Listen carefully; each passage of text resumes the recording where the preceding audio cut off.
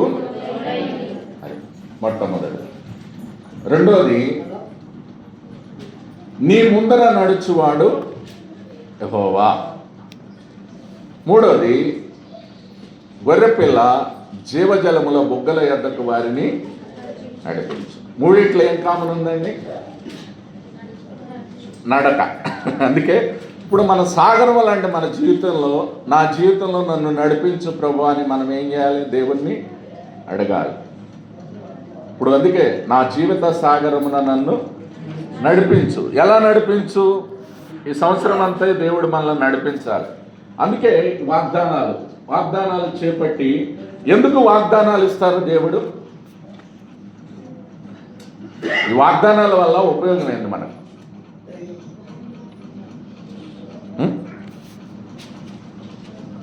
ప్రతి సంవత్సరం వాగ్దానాలు తీసుకుంటాం కదా. 8,000 దాదాపు ఉన్నాయంటే 800 వాగ్దానాలు ఉన్నాయి ఇందులో. అన్నీ మరి ఇండివిజువల్గా తీసుకుంటున్నాం కదా మనం. ఏమ్మా 800 మరి ప్రామిస్ అంటే నీకు ఒకటి వస్తుంది, నాకు ఒకటి వస్తుంది. ఎందుకంటున్నా వాగ్దానాల వల్ల ఉపయోగం ఏంటి? అది వెరీ గుడ్. 1 పేతురు 2 పేతురు 1:4. పేతురు గ్రంథం 2:4. ఆ మహిమ గుణాతిశయములను బట్టి అమూల్యములను అత్యధికములైన వాగ్దానములు అనుగ్రహించి ఉన్నాడు. దురాశను అనుసరించడం వలన లోకమందున్న భ్రష్టత్వము ఈ వాగ్దానాల మూలంగా మీరు తప్పించుకొని దేవ స్వభావనందు అది.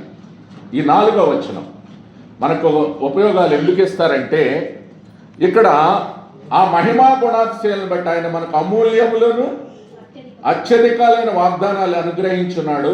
దురాశను అనుసరించడం వలన లోకంలో ఉన్న భ్రష్టత్వాన్ని తప్పించుకుంటాం. ఈ వాగ్దానాల వల్ల లోకంలో ఏముంది? భ్రష్టత్వం ఉంది. అది తప్పించుకోవాలంటే మనము వాక్యాన్ని హృదయంలో రాసుకోవాలి. వాగ్దానాలు. రెండోది, దేవుని స్వభావం మనలోనికి, అంటే పాపాత్ములం కదా మనం, పాపమే ఉంది. మరి పాపాత్ములకి దేవుని ఆ స్వభావం వస్తుందంట, ఆయన రూపం రావాలని.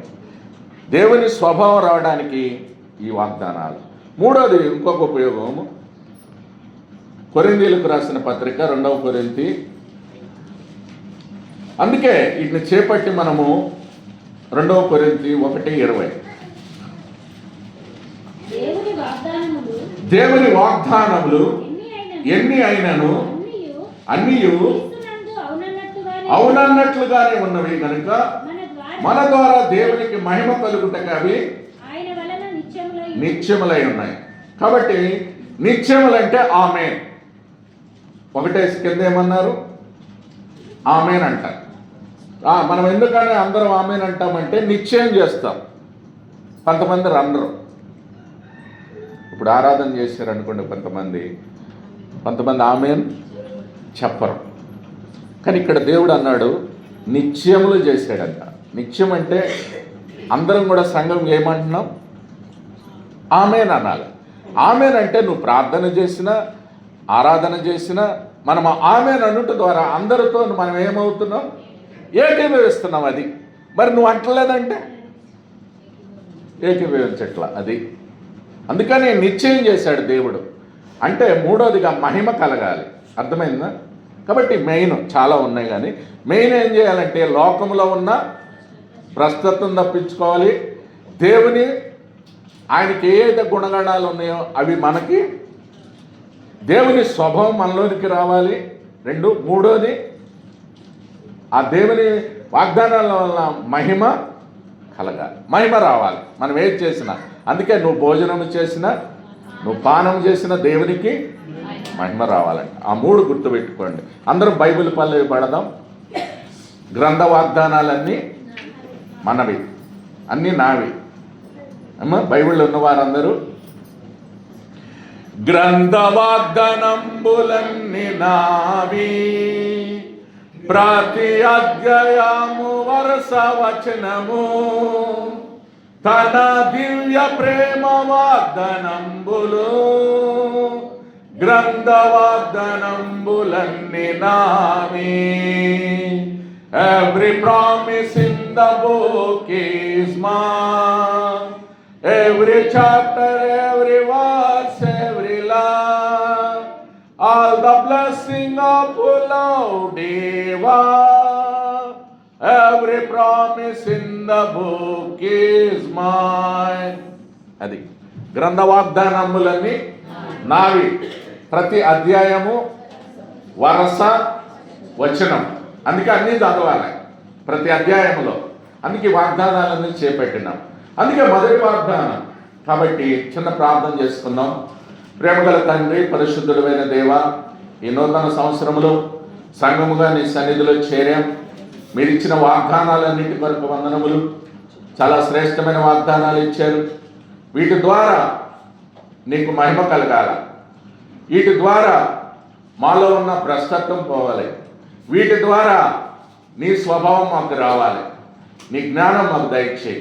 ఈ లోకంలో మేము ఎలా నడవాలో మాకు నేర్పించమని నీ రక్త ప్రోక్షణ కోరుకుంటూ ముందున్న సమయాన్ని మీ చేతులకు అప్పగిస్తూ యేసు నామమున స్తుతించి ప్రార్థించి అడిగి వేడుకొనుచున్నాము తండ్రి, ఆమేన్. కాబట్టి ప్రియమైన వాళ్ళారా, మొట్టమొదటిగా దేవుని వాగ్దానం నీవు నడుచు. యెహోషువ 1:9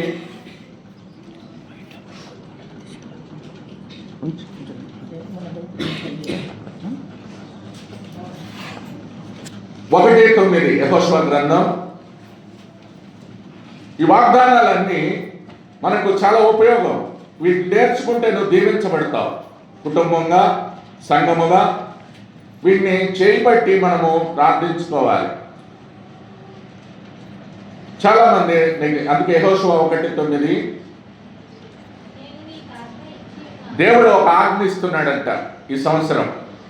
ఏంటంటే నీకు ఇచ్చిన ఆజ్ఞ నిబ్బరము కలిగి ధైర్యముగా నిబ్బరంగా ఉండు. మొట్టమొదటిది. రెండోది ధైర్యంగా ఉండు. మూడోది దిగులు పడకు. దేని గురించి దిగులు పడకు. 4 జడీకు.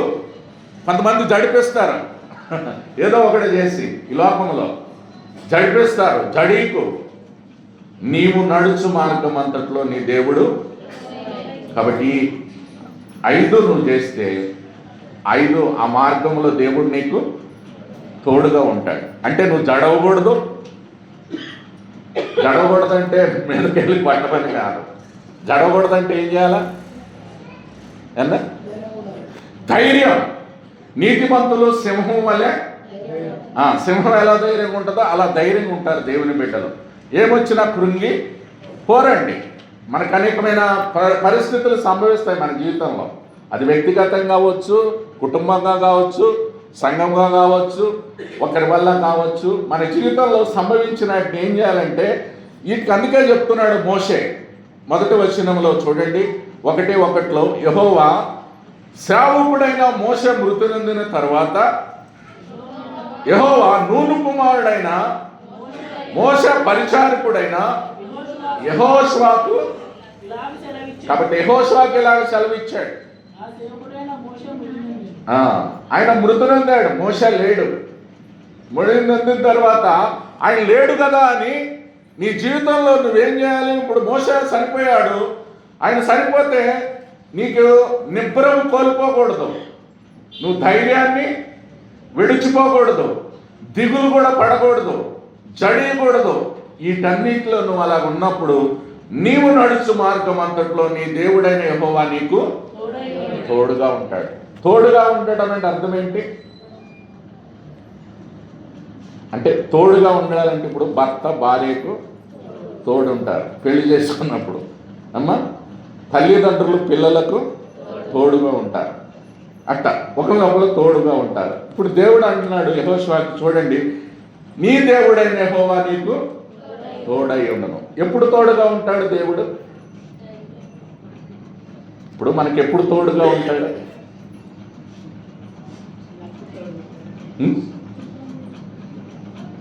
కండిషన్ ఉంటుంది.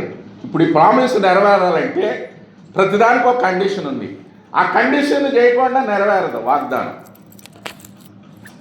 ఇప్పుడు మీకు ఇచ్చిన వ్యక్తిగత వాగ్దానాలు కూడా తీసుకున్నారు కదా, వాటికి ఆ చాప్టర్ అంతా చదవాలి మీరు. ఏదో ఒకటి సేవ పెట్టుకొని ఈ సిద్దిపేట ఎప్పుడు 10 సంవత్సరాలు 2010లో అక్కడికి వెళ్తే ఒక ఆమెకి ఏమొచ్చిందంటే, నువ్వు మహిమరాజ్యంలో చేరేదమని వచ్చింది. ఏమి అంటే ఇక ఆమె ఒకటే ఏడుపంట. అంటే ఏంటి, నేను ఇక చనిపోతా, నాకు సరిపోతా అని. అంటే ఆమె ఏం అర్థం చేసుకుందో చూడండి. ఇప్పుడు మహిమ అంటే అర్థం ఏంటి, ఈ వాగ్దానాల వల్ల దేవునికి మహిమ రావాలంటున్నాం కదా. అంటే తప్పుడు అర్థాలు తీసుకుంటారు కొంతమంది అని ఊకినే ఒకటే ఏడుపు. నైట్ అంతా వచ్చిందంట. నేను పగలు వెళ్ళాను ఆ రోజు. అక్కడ ఒక సిస్టర్ ఉంది, అన్న ఇక్కడ ఒక సిస్టర్కి వచ్చింది, ఒకటే ఏడుపు అన్న, వాగ్దానం వచ్చింది అని భయపడుతుంది. అంటే ఏమొచ్చిందంటే ఇది చెప్పింది. అప్పుడు నేనన్నా, అమ్మ అది చాలా శ్రేష్టమైన వాగ్దానము, నువ్వు దేవుణ్ణి కలారా చూస్తుంటే అనుదినము నువ్వు దేవుణ్ణి, నీ ద్వారా మహిమ కలుగుతుంది, కాబట్టి కంగారు పడకంటే ఎట్టా అన్నా అంటుకుంటుంది. అంటే ప్రతిదానికి ఏముంటుంది, ఒక కండిషన్ ఉంటుందండి. అందుకే యెహోషువ ఆయన లేడని నువ్వు కుంగిపోవద్దు. అందుకే మన జీవితంలో ఎప్పుడు తోడుగా ఉంటాడు. తోడంటే అర్థం ఏంటి, ఇమ్మానుయేల్ అని అర్థం. ఇమ్మానుయేల్ అంటే మత్తయి సువార్త 1లో చూడండి, మన దేవుడు ఇమ్మానుయేలు దేవుడు అంటే తోడుగా ఉండే దేవుడు. 1:21 ఆమె యొక్క కుమారుని కనును ప్రజలను వారి పాపముల నుండి ఆయనే రక్షించును కనుక ఆయనకు పేరు పెట్టదు అని. ఇదిగో కన్యక గర్భవతి అయి పేరు పెట్టుదురు అని ప్రభువు తన ప్రవక్త ద్వారా పలికిన మాట నెరవేరినట్లు ఇదంతయు ఇమ్మానుయేలు పేరునకు భాషాంతరమున దేవుడు మనకు తోడని అర్థం. ఇమ్మానుయేలు అంటే అర్థం ఏంటి, దేవుడు మనకు తోడుగా ఉంటాడు ఎప్పుడైనా సరే. ఆ ఇమ్మానుయేలు దేవుడు నీకు తోడుగా ఉండాలంటే ఆ యేసుక్రీస్తు ప్రభువుని మన హృదయంలో ఉండాలి. హృదయంలో యేసు లేకుండా ఆయనను మనకు తోడుగా ఉండడు. కాబట్టి కండిషన్ ఏంటంటే యోహాను సువార్త 8:28 అందరూ చదువుదాం. 29 దేవుడు ఎప్పుడు తోడుగా ఉంటాడు నీకు. 8:29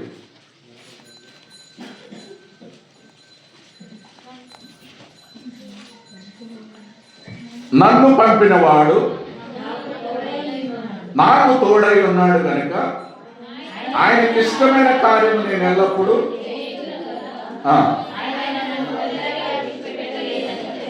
కాబట్టి నన్ను పంపిన వాడెవరు అంటే నాకు తోడై ఉన్నాడు, ఆయనకి ఇష్టమైన కార్యం నేను ఎల్లప్పుడూ. కాబట్టి నన్ను ఒంటరిగా విడిచిపెట్ల. ఎప్పుడు తోడుగా ఉంటాడు దేవుడు, దీన్ని బట్టి అది ఆయనకు ఇష్టమైన కార్యం చేస్తే మనకు ఆ ఇమ్మానుయేలు దేవుడు మనకు తోడుగా ఉంటాడు. నీకు కష్టం వచ్చినా, ఈ సంవత్సరంలో నీకు బాధ వచ్చినా, నీకు ఇరుకు వచ్చినా, ఇబ్బంది వచ్చినా, నీకు ఎలాంటి పరిస్థితి అన్న వచ్చినా కానీ ఆ దేవుడు నీకు మోషేకు తోడుగా ఉన్నాడు, నడిపించాడు. ఆ యొక్క ఎర్ర సముద్రము పాయలుగా చేసి 6 లక్షల కాల్ఫలాన్ని దాదాపు 40 లక్షల మంది అంట ఆ దేవుడు నడిపించుకుంటూ వచ్చాడు. ఆయన మృతి నొందాడు. ఇప్పుడు యెహోషువ నాయకుడు అయ్యాడు, 2వ లీడర్గా.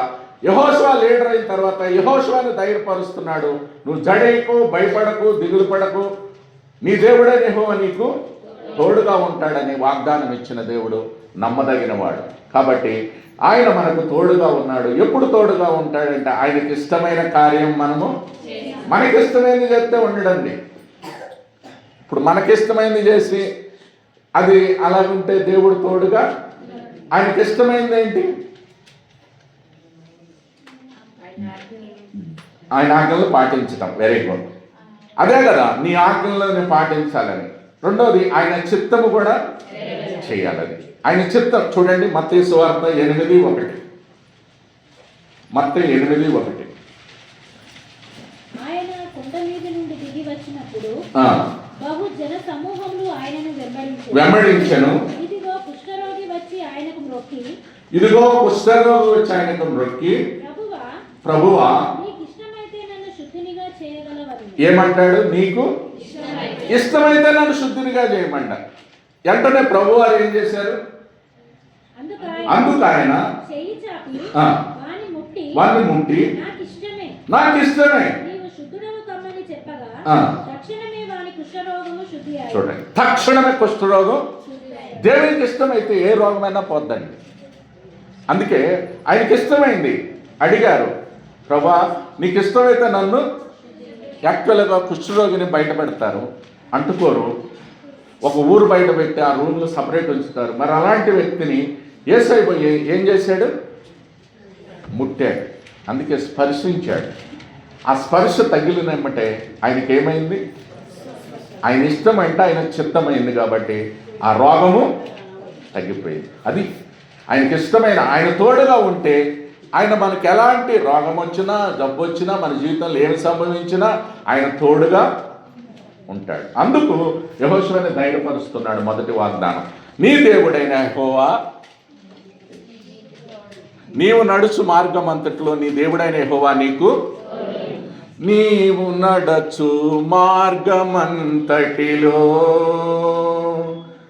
నీ దేవుడైన యెహోవా నీకు తోడయున్నాడు. నీవు నడచు మార్గమంతటిలో నీ దేవుడైన యెహోవా నీకు తోడయుండును. నీ ముందర నడుచువాడు యెహోవా, నీ ముందర నడుచువాడు యెహోవా. గొర్రెపిల్ల జీవజలముల బుగ్గాల యొద్దకు వారిని నడిపించును. ఎక్కడికి నడిపిస్తాడు? జీవజలాలు. అక్కడ ఊట అనేది ఉంది. ఆ ఊట దగ్గరికి నిన్ను నడిపిస్తాడంట. నీ ముందులే నడుస్తాడు ఆయన. అందుకే నీ వెనక కాదు, ఆయన ముందు వెళ్తుంటాడు, నీవు వెనకుంటాడు. అందుకే ఒక అతను వెళ్తుంటే ఒక సముద్రం పక్కన వెళ్తున్నాడంట ఒంటరిగా. అయితే నేను ఒంటరిగా వెళ్తున్నాను, నాకు భయం వేస్తుంది, ఎవరు నాకు తోడున్నారు, ఎవరు లేరు అనుకోండి. చూస్తే ఆయన వెళ్ళిన తర్వాత ఆయన అడుగులు చూస్తే పక్కన ఇంకో 2 అడుగులు ఉన్నాయంట ఆయన అడుగులు. మరి ఈ అడుగులు ఎవరే? దేవుని అడుగులు అంటాడు. చూడండి, ఆయన నీ ముందర నీ మార్గము సరళము చేస్తాడు. అందుకే మార్గం ముందుగా వెళ్తాడు. నీ దేవుడైన యెహోవా ఈ సంవత్సరం నీకు ముందుగా వెళ్తుంటాడు. నువ్వు వెనక నడవాలి, నువ్వు ముందు వెళ్ళకూడదు.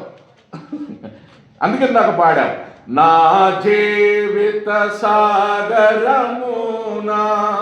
అంటే సాగరం లాంటిది మన జీవితం, సముద్రం లాంటిది. ఈ సముద్రం మీద అలలు వస్తాయి, తుఫాన్లు కొడతాయి, భయంకరమైనవి వస్తుంటాయి. ఇవన్నీ వచ్చినప్పుడు మనము తట్టుకోవాలంటే వాగ్దానాలు ఉండాలి, లేకపోతే మన వల్ల కాదండి. ఈ సాగరంలో మనం వేదలేము. ఈ సంసారం అనే సాగరం కూడా ఒక సాగరమే. అందుకే నా జీవిత సాగరమున నీవు నన్ను నడిపించని ఒక తీర్మానం చేసుకోవాలి. నా జీవిత సాగరమునా నన్ను నడిపించుము ప్రభువా, కుడి ఎడమకు తొలగాకుండా నన్ను చక్కగా నడిపించు. కుడి ఎడమకు తొలగాకుండా నన్ను చక్కగా. యెషయా గ్రంథం 30 చూడండి 21. అది కూడా శ్రేష్టమైన మాట. అందుకే వీటన్నింటినీ మనము జ్ఞాపకం చేసుకొని ప్రభువుని ఆరాధన చేస్తాం. ఈ నూతన సంవత్సరంలో శ్రేష్టమైన వాగ్దానాలు ఇచ్చాడు. 30వ అధ్యాయం 21వ వచనం, మీరు కుడి తట్టైనను ఎడమ తట్టైనను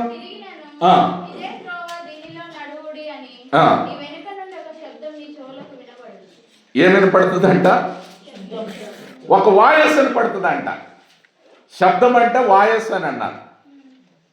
కాబట్టి నువ్వు కుడి తట్టు కానీ ఇటు తట్టు వెళ్ళొద్దు, ఇటు తట్టు అడ్డొద్దు, ఇదే మార్గంలో ఈ త్రోవలో నడవాలా.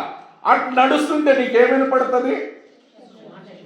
ఒక మాట వినపడుతుందంట, మెల్లనైన స్వరం. ఆ స్వరాన్ని నువ్వు వింటే అందుకే దేవుడు నిన్ను నడిపిస్తాడు. ఆ మెల్లనైన స్వరాన్ని ఎలా వింటావు? అందుకే అంటాడు యెహోషువ 1:7-8 చూడండి, ఎలా వింటారు ఆ స్వరాన్ని? అయితే నీవు నిబ్బరము కలిగి జాగ్రత్త పడి బహు ధైర్యంగా ఉండి సేవకుడైన మోషే నీకు ఆజ్ఞాపించిన ధర్మశాస్త్రం అంతటి చొప్పున చేయవలెను.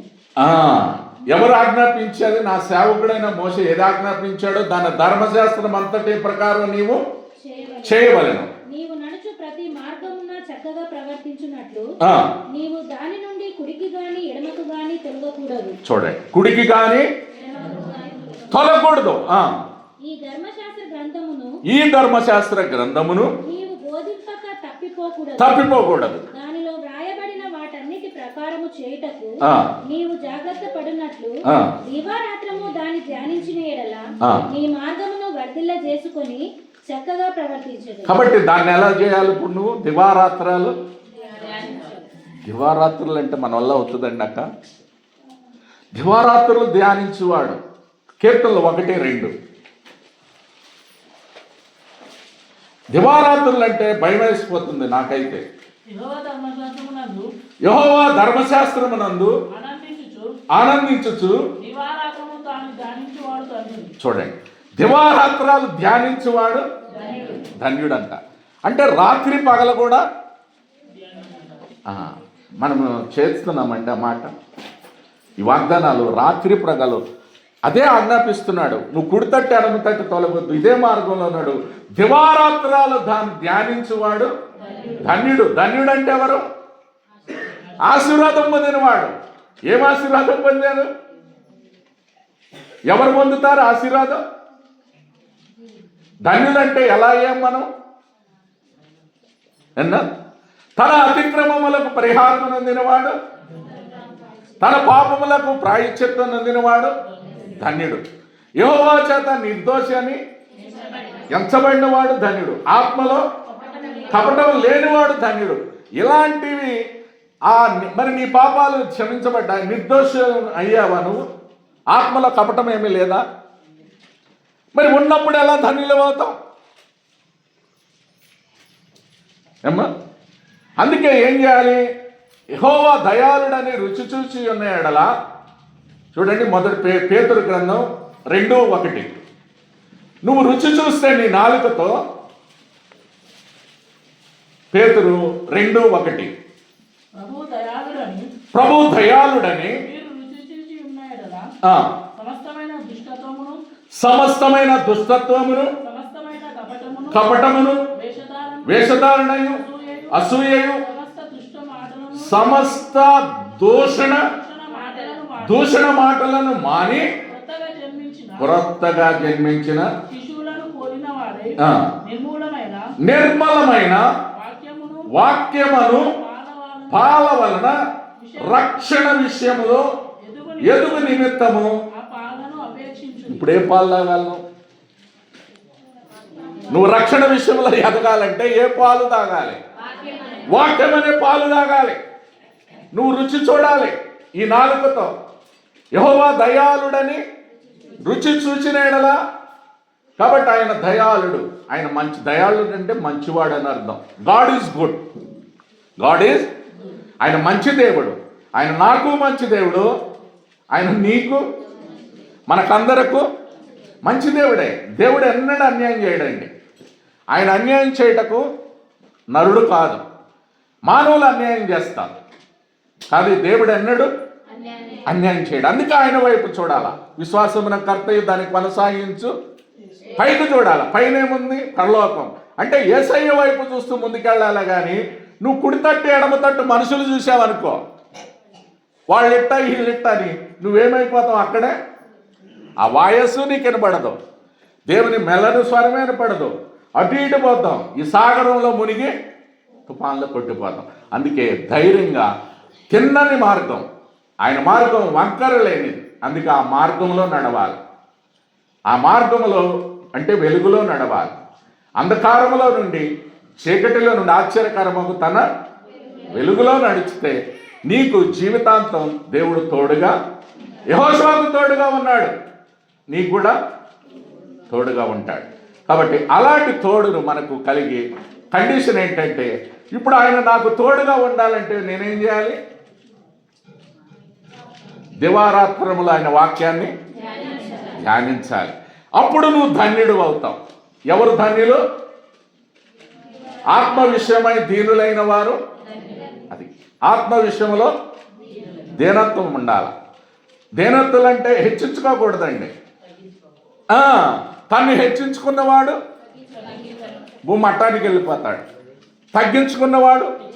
ఇది సీక్రెట్. దేవుని బిడ్డలకి ఇదే సీక్రెట్. ఇప్పుడు అయింది, దీనికి ఉల్టా అయింది. అందరికీ హెచ్చించుకుంటున్నారు.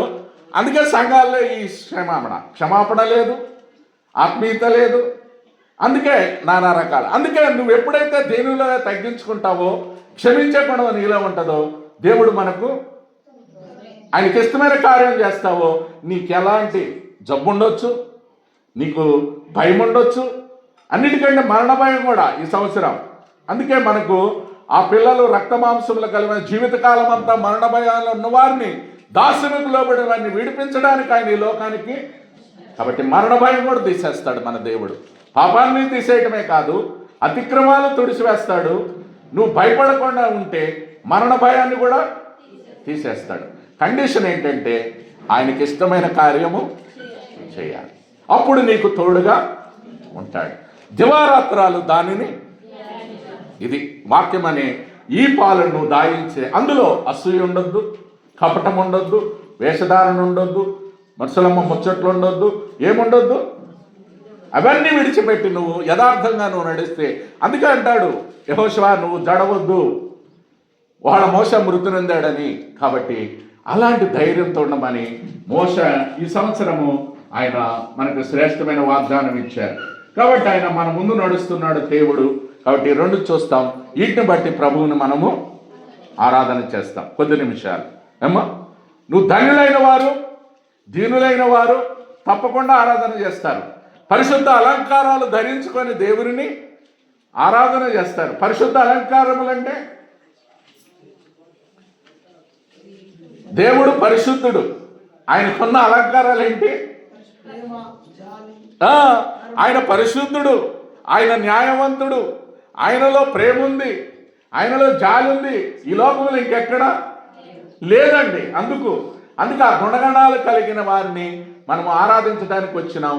కాబట్టి ప్రభువా, నువ్వు పరిశుద్ధుడవు, నేను పాపిని, నీ రక్తంతో నన్ను కడుగు. ఇప్పుడు అందుకే ఆయన రక్తం ఎలాంటిది? అమూల్యమైన రక్తం, నిర్దోషమైన రక్తం, నిష్కళంకమైన రక్తం. అందులో కలత లేదండి. యేసు రక్తంలో మనంతా పాప రక్తం, మనమంతా పురుష సంతానం, ఆయన స్త్రీ సంతానం. స్త్రీ సంతానం అంటే XYలు ఉంటాయి. ఇప్పుడు XL ఎవరికి ఉంటాయి? స్త్రీలకు ఉంటాయి. XY ఎవరికి ఉంటుంది? మగళ్ళకు ఉంటుంది. చదివిన బిడ్డలకు అర్థమవుతుంది. ఇప్పుడు ఆయన పురుష సంతానం ఏంటంటే, స్త్రీ పురుషులు పెళ్లి చేసుకున్నప్పుడు వారు కలిస్తే XX కలిస్తే ఆడపిల్ల పుడుతుంది, XY కలిస్తే మగ పిల్లాడు పుడతాడు. ఇప్పుడు ఈయన మగ పిల్లాడు పరిశుద్ధాత్మ ద్వారా గర్భం ధరించింది ఆమె.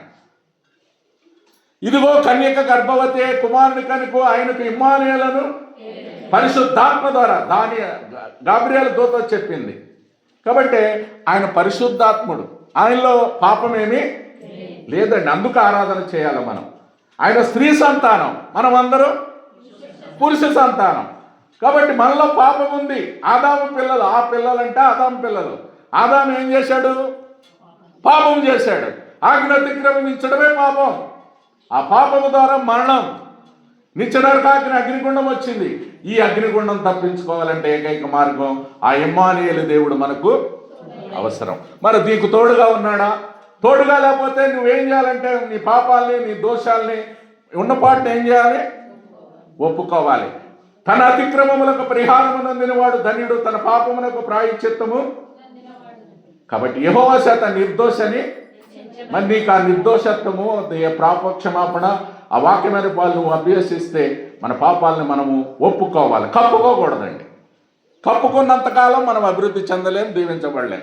వాటిని ఏం చేయాలంటే యథార్థ హృదయంతో ఏమైతే దోషాలు ఉన్నాయో అన్నిటిని కడుక్కొని, ప్రభువా నాలో ఇది ఉంది తండ్రి అని మన పాపాలని మనం ఒప్పుకొని నేడల ఆయన నమ్మదగిన వాడు, నీతిమంతుడు కనుక మన పాపముల అన్నిటినీ క్షమిస్తాడు. ఏం పెండింగ్ పెట్టడు. ఏది నువ్వు యథార్థతగా అడిగితే, కప్పుకుంటే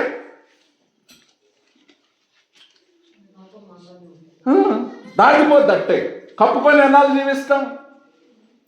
ఇప్పుడు మనుషులకు దాయొచ్చండి మనది, కానీ ఆయనకు దాయలేం కదా. మరుగైనది ఏమి ఆయనకేం మరుగుంది?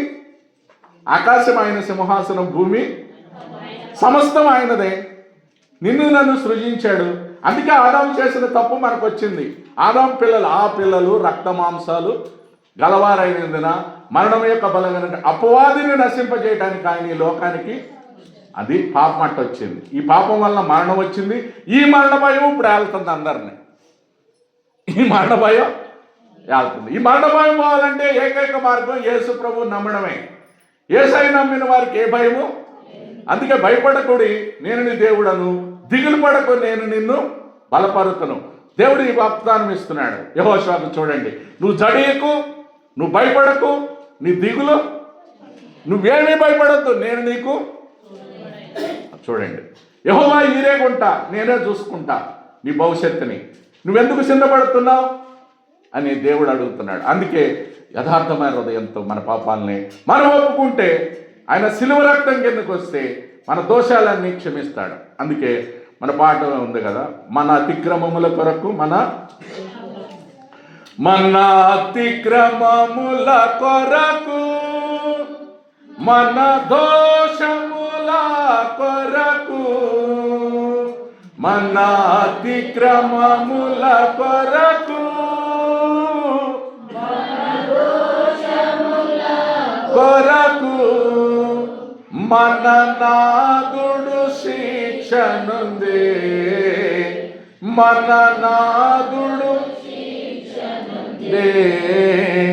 మనకు స్వస్థత కలిగే, మన నాదుడు శిక్షనుంది, మనకు స్వస్థత కలిగే, మనకై యేసు మరణించే, మన పాపముల కొరకై నిత్య జీవముని చుటకే, సాచుండు సజీవుడాయే, నిత్య జీవముని చుటకే, సాచుండు. యెషయా 53:5 ప్రకారం మన అతిక్రమాలను బట్టి అతడు గాయపరచబడెను, మన దోషముల బట్టి అతడు నల్లగొట్టబడెను, అతడు పొందిన దెబ్బల చేత మనకు అట్ట కలుగుతుంది స్వస్థత. ఆ దెబ్బల వల్ల స్వస్థత, ఆయన రక్తం వల్ల. అది పరిశుద్ధమైన రక్తం, అది నిర్దోషమైన రక్తం, నిష్కళంకమైన రక్తం. పాపులలో చేరక ప్రత్యేకంగా ఉన్నాడు కాబట్టి ఆయన్ని ఆరాధిస్తున్నాం ఈ యొక్క నూతన సంవత్సరంలో. కాబట్టి ప్రియమైన వారులారా, అలాంటి వారు ఇంకెవరైనా నువ్వు ఈ యొక్క యేసు ప్రభువుని హృదయంలో లేకపోతే ఇప్పుడే అనుకూల సమయం. Today is salvation. ఈరోజే రక్షణ దినం. ప్రభు యేసునందు విశ్వాసం ఉంచుమో, అప్పుడు నీవును నీ ఇంటి వారు, నీ ఇంటికే రక్షణ వస్తుంది. నీ ఇంటికి వాటి నువ్వు చింతపడద్దు. అందుకే 8 రోమా 1 అంటాడు, ఇప్పుడు క్రీస్తునందు ఉన్న వారికి శిక్ష, నీ పాపాల క్షమాపణ, నీకు శిక్ష తప్పించబడుతుంది, నీ పేరు జీవ గ్రంథములో. ఇక నీకు ఏ భయము, ఏ దిగులు. కాబట్టి ఏ సాగరం వచ్చినా, ఎలాంటి పని వచ్చినా నువ్వు ముందుకి. అందుకే నీ దేవుడు అయిన యెహోవా నీకు ముందుగా నడుస్తాడు. అలాంటి కృప దేవుడు మనకు సహాయము చేయనుగాక. రండి ఒక పాట పాడదాం, తర్వాత ప్రభువుని ఆరాధన చేస్తాం. ఎవరైతే రాత్రి చేయలేదో కొంతమంది తర్వాత ముందు చేయండి. వారు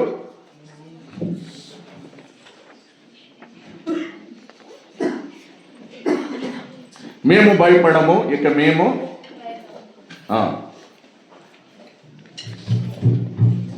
లేకపోతే భయము లేదుగా మనకు. ఏదో వచ్చండి అది. 260వ పాట 258. నువ్వు దిగులు పడకు, భయపడకు. ఈ సంవత్సరం దేవుడు నీకు తోడుగా ఉన్నాడు. 260వ పాట 258. అందులో 1, 2 పాడదాం, తర్వాత 5. సమయం లేదు, మనం అన్ని పాడలేం. కానీ 260, 258. నీ 7 బాధలు కలిగినను నీకు ఏ కీడు, ఒకవేళ 7 బాధలు వచ్చినాయి నీకు, కానీ ఏ కీడు నీకు ఈ సంవత్సరము దేవుడు ఇస్తున్నాడు ఆ వాగ్దానం. కాబట్టి భయము లేదుగా మనకు, భయము లేదుగా, భయము లేదుగా మనకు, భయము లేదుగా. దయగల మన దేవుడు, భయము లేదుగా మనకు, భయము లేదుగా. దయగల మన దేవుడు, భయము లేదుగా మనకు, భయము లేదుగా. క్షామ మరణ యుద్ధ ఖడ్గ బలము నుండియు, క్షామ మరణ యుద్ధ ఖడ్గ ధరణి గిరులు అగని సముద్రములు పంచిన, ధరణి పరిశుద్ధుడు యేసుడే నిత్యము కాపాడుగను, పరిశుద్ధుడు యేసుడే నిత్యము కాపాడు గనుక భయము లేదుగా మనకు, భయము లేదుగా, భయము లేదుగా మనకు, భయము లేదుగా. అపవాది తంత్రములపై విజయమిచ్చును,